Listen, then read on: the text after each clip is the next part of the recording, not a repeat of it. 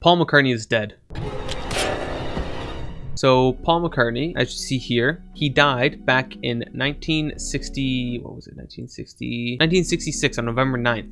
He died in a car crash on a highway in England, and he got replaced by a lookalike, who is this man right here.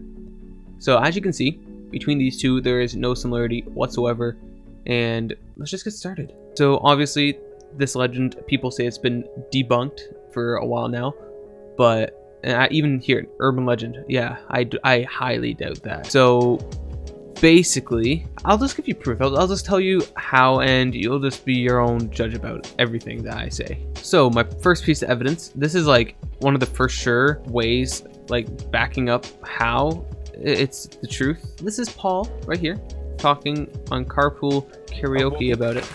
So let's see. A conspiracy theory, if you not conspiracy. It's truth. McCartney was dead and that you are not Paul McCartney, you're an imposter pretending to be Paul McCartney.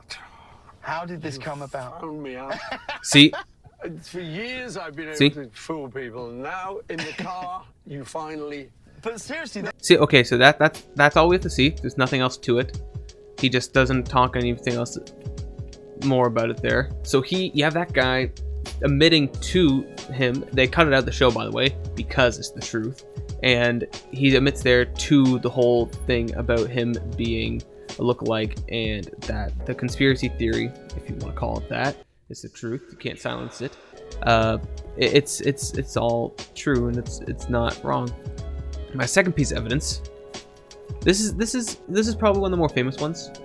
So on the end of Strawberry Fields Forever, at the very last little bit of the song, there's a part where you hear like "I buried Paul," which I'm gonna play for you. Some people say it's just them saying cranberry sauce, but they say it in a weird way. So you kind of hear it, and you only hear "I buried Paul" because you read "I buried Paul," and you only want to hear "I buried Paul." So let's just see.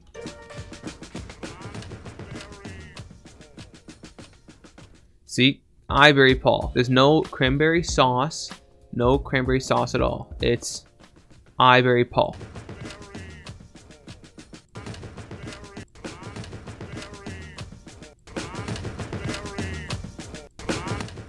Okay, that was fun.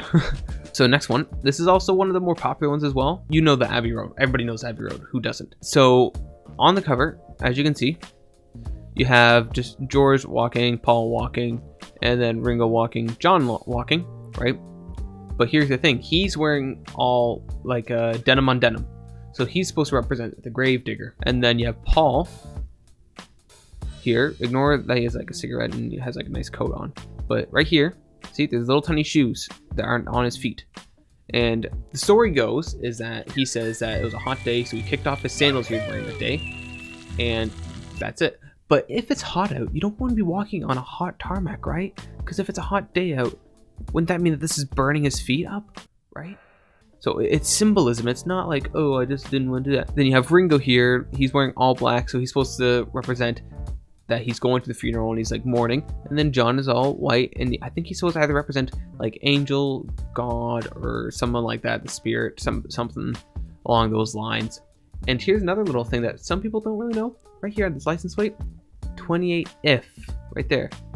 It might just be 281 like F, but it's 28 if, because if you take into account when Paul died, I don't know how old he was. I'm not going to do the math. But basically, the understanding is that when Abbey Road came out, if Paul here, if he died in the car crash, which he did, he would be, if he didn't die, sorry, in that car crash, then he would be 28 if he didn't die. Staying with me? Good, you better be staying with me, because I am not going to go through this again. There will be an exam at the end of this, and I want you to get more than 10% right on it. So here's another little fine doodad we got here. This is on the back. I have it here for reference. This is on the back of the Sgt. Pepper's Lonely Hearts Club Band album, and as you can see, you have George, Paul, John, Ringo, all four of them sitting here. But Paul, for some reason, he has his back turned. Why would you have your back turned? You might think it looks like Paul, right, on the cover, but why would he be facing away from the camera on the back? Like, he's the only one to face away from the camera on the back. It's just, just plain stupid, really. So that's like a good symbolism saying that they're all there except for him. He's not in the picture anymore. We don't talk about him being in the picture. Here's another one. This is on Wikipedia. You can find it yourself if you don't believe me. This is Revolution 9. Number 9, number 9, number 9, number 9. Bro, I'm gonna play that because Beatles heavy on copyright claiming. So, but if you reverse it, it's turn me on, dead man. Turn me on, dead man. One more time. Number 9. See? The evidence is right there because the Beatles, as it says here, were very well known for including backmasking, which is when you record the stuff, you have a hidden message, and when you reverse it, there's a hidden message that you get from it. So they're very much known for that. And number 9. that's a very okay. You can stop now. Go away. That's a very, very like proof there. Yeah. Last and least, not least, but this is the least. So this is one of the most. See, you might be thinking the one that I showed you earlier of carpool karaoke. Yeah, it could just be that it's just Paul joking around, right? But if you're to believe, which you should, that is a fake Paul, then this is from George Harrison himself. This is his last will and testament recorded on a cassette tape. And the story behind this is this guy basically got an unmarked package sent to him shortly after George Harrison passed away in 2001. And no, it was just completely unmarked, but it just had like the last testament of George Harrison, and it was recorded. And this is what he says. Right before this, he's talking about John Lennon being shot, or whatever. So this is him talking about him and John's conversation before that, and why John was shot, because he knew too much. 20 years ago, John rang me. It was around 1 December 1980, and told me he was going to go public and tell everything about. Got to talk over it a little bit so he doesn't just claim it. 8 days later, he was dead. See. So that is 100% George Harrison's voice. That is not like a decent impersonation of it. That is just. It's just he was having a bad day or something. He just sounded a bit off. So he threatened. For me, it was only 2 weeks ago that I saw the man known as Paul McCartney and told him I was going to tell the truth about what we had done.